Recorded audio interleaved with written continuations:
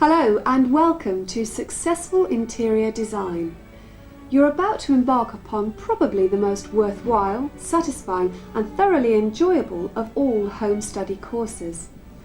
If, like me, you enjoy decorating and furnishing your own home, you've probably spent hours poring over glossy magazines like this one, with their endless photos of beautiful homes and rooms that can sometimes seem like a million miles from your own surroundings. Then, like me, you've probably wondered how it's done. Where do you start creating a scheme for your own house or flat? Well, the answer is you start right here. By following this course step by step and watching this video, you can quickly learn the simple rules which lie behind every successful scheme, whether it be on a grand or modest scale, whether it be an ultra-modern or traditional approach. You too can learn how to create rooms like this.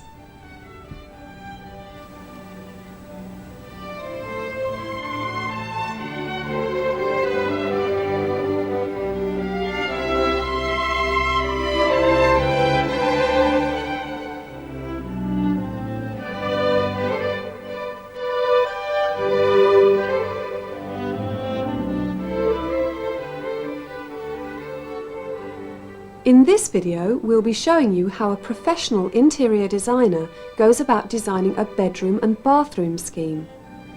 Through this, we will introduce you to the fundamental elements of interior design, which are colour, space and contrast. These elements, combined in the right way, create a balanced interior. And it's this balance that gives a scheme its special designer look.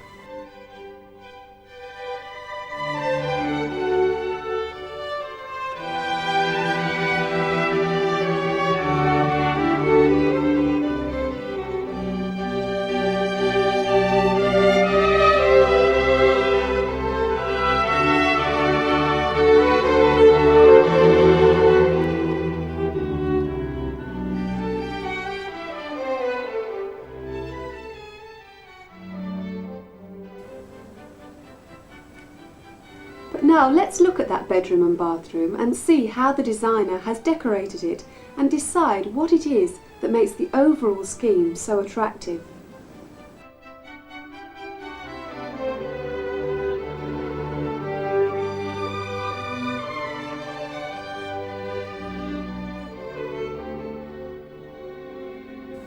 As you can see, the original scheme has seen better days. The wallpaper has been stripped and the carpets are completely worn through. The tiling around the bath leaks badly, and the choice of avocado for the colour of the suite isn't very practical, as this colour stains and is difficult to clean. It was decided that the whole room needed complete renovation, the only exception being the cupboard, which, although being badly finished, was still basically sound. The first stage was to repair and replaster the walls and ceiling. Extra wiring was put in for wall lights and 2 sunken lights added to the ceiling, which was then painted with white emulsion to maximise light reflection into the room. The old radiator was removed and replaced with a smaller modern one. Coving cornice was then added, which is gently curved inwards. Cornice like this can greatly improve the look of a ceiling, especially if it's uneven. When the bath went in, to help prevent a bad fit, it was filled with water. This allows the bath to settle properly and helps prevent cracking and leaking later. It also helps test that the frame is strong enough, as a full bath weighs approximately 1 metric ton.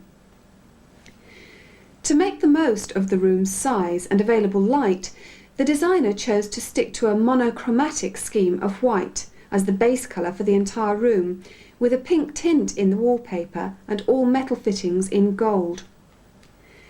The wallpaper itself is an interesting combination of a star and stripe pattern, the overall effect of which is to give the room a light, airy feel.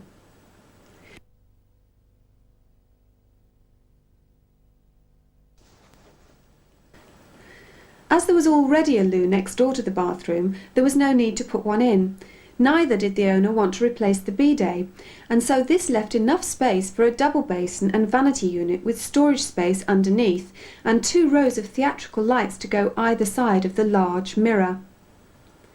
To improve the cupboard, panelling was added, matching the panelling on the vanity unit and generally tidying up an otherwise badly finished cupboard. When it came to the window, the owner didn't want the expensive curtains, but wanted more than a blind. Our designer came up with an inexpensive alternative of a lambrequin. A lambrequin is basically a wooden cutout shape covered in fabric, then edged with piping. It frames the window, and by finishing off the blind with scalloped edges, makes what would have been just another blind into something special. As well as using half the fabric of normal curtains, a lambrequin is also more practical for bathrooms. The fabric used on the blind reflects the colour in the wallpaper, but also adds an accent of green in the form of a bold stripe. This helps lift the colour of the room and stops the scheme becoming bland.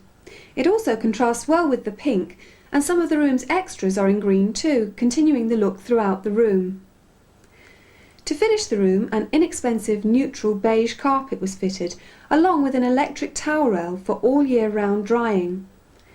The overall finished effect is that of a light and airy room with a fresh, clean feel about it.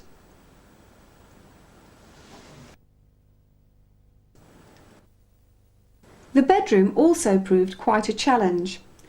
It formed part of an extension and had some unusual features. Firstly, a staircase juts into the room at an unusual angle over a shallow cupboard. To tidy up this area, our designer decided to take out the cupboard to make the corner appear less cluttered.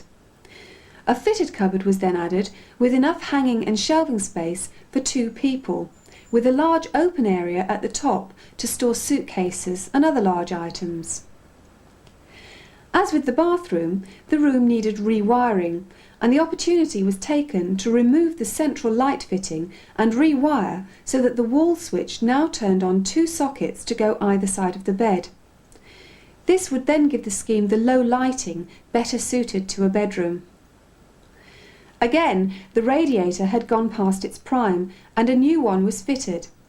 But on this occasion, rather than leaving it as it was, our designer had it painted black and boxed in.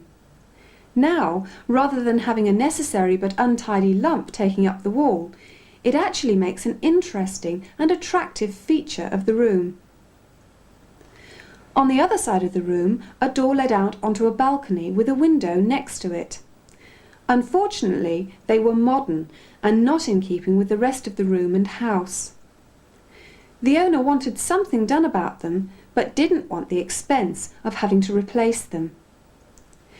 It was decided to extend the curtain rail across the top of both the window and the door and treat them as a double window.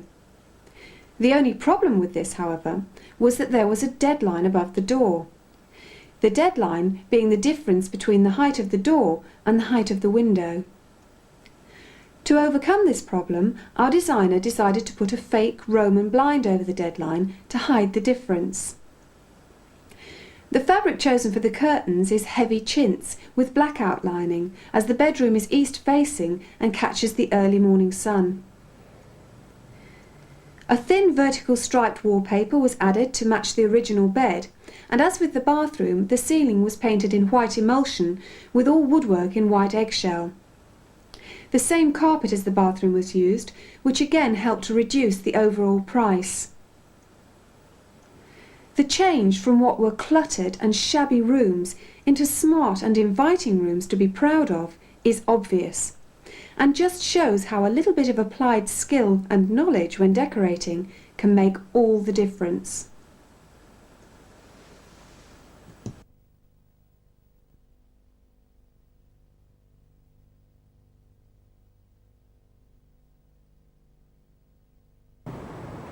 Now that you've seen how easily a professional can create a scheme, you're probably dying to have a go yourself. But the ease with which she combined colour, fabric and texture comes from years of working with and observing all the different kinds of design. It's very important when starting with interiors to know how to do the groundwork and planning for your particular scheme properly, so that when you begin you know exactly how your scheme or design is going to turn out, and thus avoid the mismatched look all too common with undesigned interiors. Here are a few tips. Always be on the lookout for interesting schemes and ideas, and take notes, or better still, if you've got a camera, take a photograph. That can be particularly useful as a pictorial record which you can then compare to your own scheme. To keep these ideas together, create a file for all the interesting things that appeal to you, together with colour schemes, design features and any new products that catch your eye. This file could be a scrapbook, a loose ring folder or a portfolio like this, which is ideal for keeping your work flat and clean. Books are a good source of reference and education, and we do include one on the course, but they can sometimes be quite expensive to buy, so you should try your local library, as they usually offer a good range of books on interior design, design history or any other design field that you might be interested in. Keep an eye on the local bookshop and library shelves, as new titles are coming out all the time as design trends change and progress. It would also be a good idea and good training to buy yourself an interior design magazine like this regularly to keep you abreast of new ideas and styles. Look out for television programmes about interior design. They constantly change in appearance and name, but there's usually at least 1 or 2 programmes a week on television about design. In watching television, whether it's a soap opera, a film or a play, look out for good decoration ideas in the backdrops and sets, as they've usually been designed by very talented art directors. And you should also keep a notepad and pen handy so that you can scribble down ideas when they occur to you, so that you don't forget them.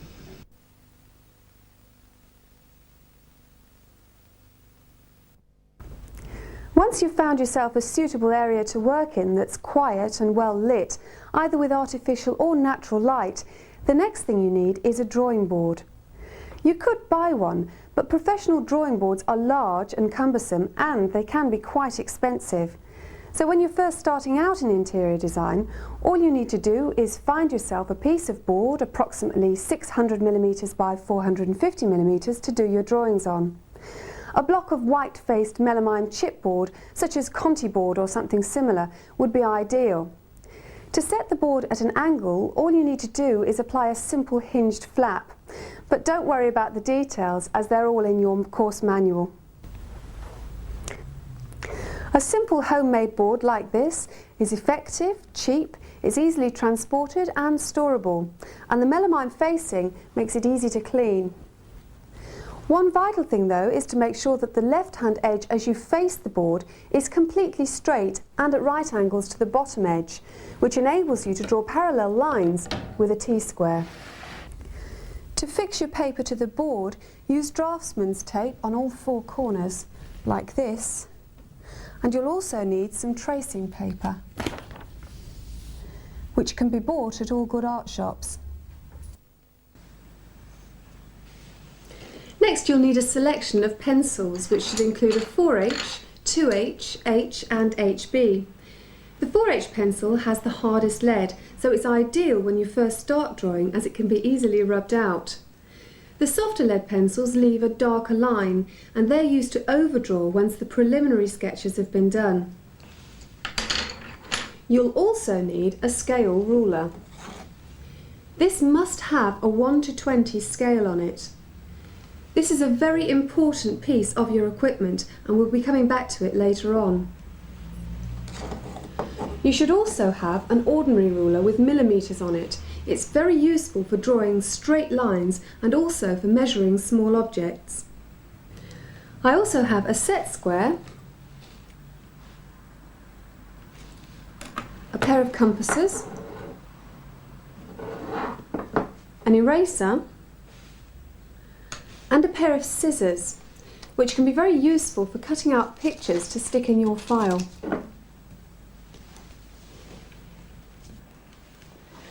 You can use an artist's scalpel, but they are very sharp, so you should try and get one with a retractable blade. Finally, you need a measuring tape. You should try to get one that's at least 5 meters long, that's 16 feet, and it should also have both metric and imperial increments on it so that it can double up as a conversion scale. All the utensils here are available at any good art suppliers. You should expand your materials as you become more familiar with the diverse range of equipment available to you. Also, you should ask to try out different pens and paints at your art shop to find which are the most suitable for you. When you come to do your drawings, you'll find you need to shade in areas to highlight your ideas and meanings. So once you've acquired all your equipment, here's an exercise on which to try out your pens. Draw diagonal lines parallel to one another without the aid of a ruler, aiming to keep them as straight as you possibly can. This is called hatching.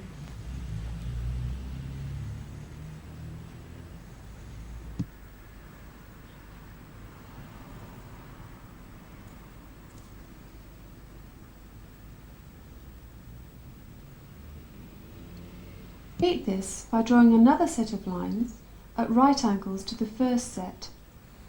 This is called cross-hatching.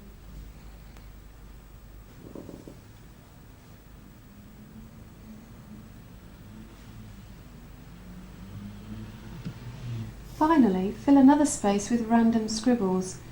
Don't tense up trying to achieve the perfect result. A relaxed, natural movement is probably the best.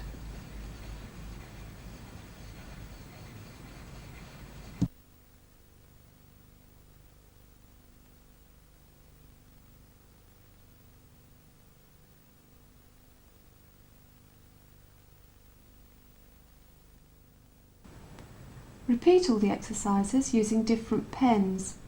Angle each pen differently to discover its limitations. You'll see that a different result is achieved depending on the nib widths and shapes.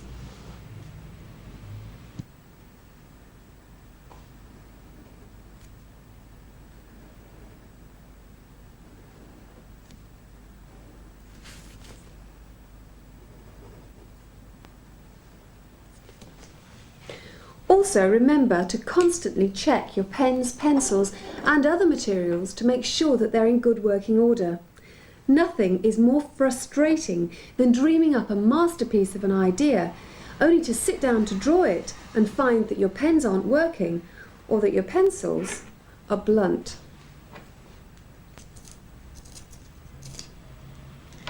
Well, now that you're familiar with all of your materials, let's put them to use by doing a scale drawing. This is a scale drawing used by professionals involved in designing and completing an interior design project. All the details of the room have been scaled down. That is, they have been drawn as a fraction of their original size. For our purposes, we shall be drawing in a scale of 1 to 20. That means that for every 20 millimetres of the room, we draw 1 millimetre on the paper. This particular drawing is a plan of the room we're in. A plan is the view we see when we look down on the room from above, if you can imagine the roof chopped off.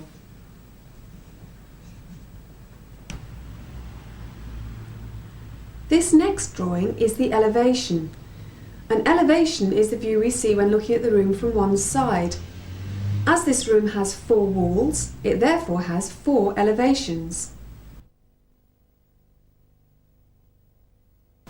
To make a scale drawing, you must first take down the room's dimensions. So, using your clipboard and pencil, draw a rough outline of the room, taking into account any structural details and fixtures like electrical switches and radiators. Now get down on your hands and knees and measure all the distances. Mark these down on your sketch.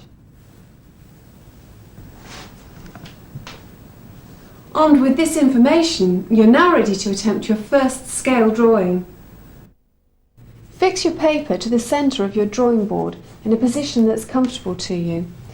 Then, using your scale ruler, on the face marked 1 to 20, draw a rectangle of the room using the measurements you've just taken.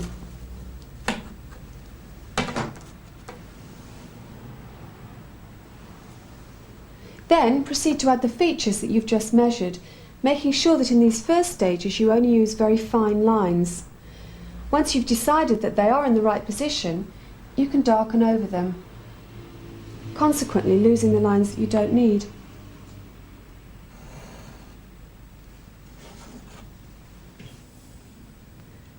When reproducing a scale drawing, there are certain symbols you'll need. This is a door.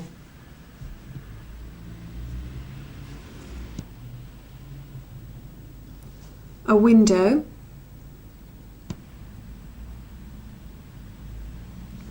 a light switch,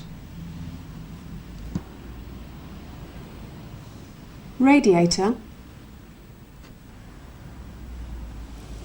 and telephone point. To help you make the best use of space, any items of furniture you plan to use can be drawn to scale on a thin piece of card, then cut out and juggled around to see which layout offers the best use of available space.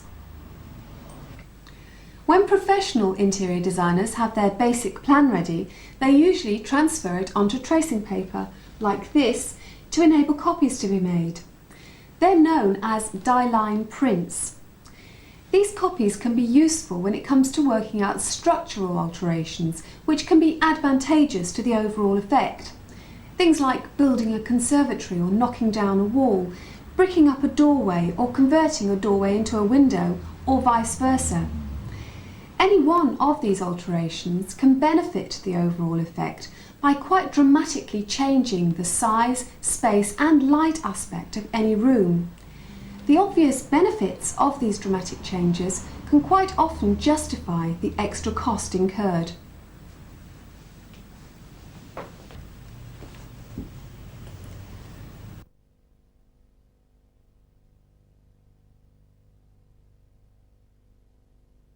Marking your plans to indicate work to professional contractors you might need to hire can often save time and trouble.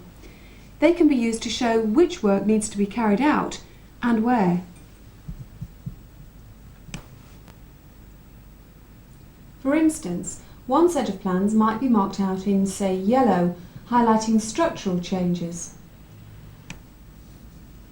and orange, highlighting certain changes to plumbing, and a third set in, say, red, handed to the carpet layers. A separate set of plans should be highlighted for each contractor, giving a clear and concise picture of what their actual jobs are. Don't mark up one set of plans with 4 or 5 colours, as this will only confuse your contractors and ultimately yourself. Make absolutely certain that you keep exact copies of each set of plans given to each contractor, marked up identically. This will win you a battle if at the end of the job mistakes have been made by your contractors.